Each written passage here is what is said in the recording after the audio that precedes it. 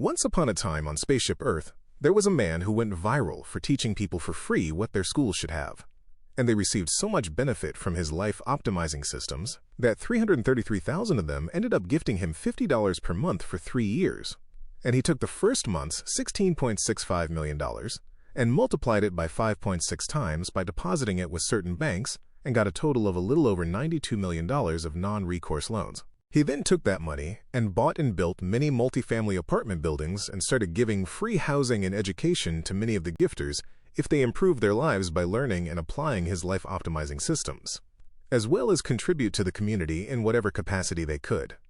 At the same time, he bought many businesses and created new ones as well and converted them all into worker-owned cooperatives and ended up employing many of the gifters as well.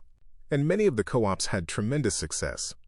That now, not only was he getting gifted $16.65 million per month by the gifters, he was also now generating a net profit of $369 million per month.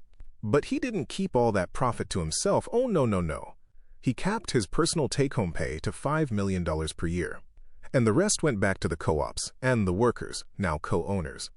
He also chartered a credit union for all the co-ops like the largest cooperative in the world named Mondragon did, so that the people of the co-ops could truly own all the assets of the co-ops.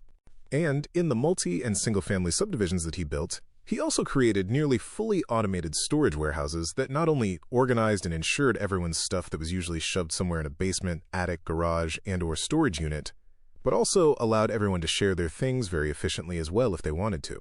And the people ended up saving hundreds and thousands of dollars per year because they no longer had to buy things that would be used for a very short amount of time and then end up in the garage or attic never to be used again.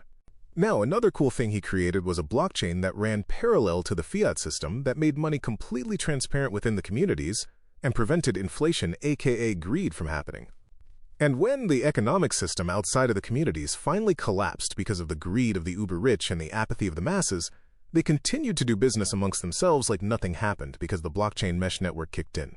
And then, as people escaping the cities ran into these communities and saw how good the people were living in these communities, they gladly opted into the blockchain and joined the communities as well, and discovered a whole new way of living without having to backstab each other. And slowly but surely, the world started adopting the We the People blockchain that also allowed them to govern themselves and acted as an enterprise resource planning tool to better manage their collective resources, and they lived happily ever after.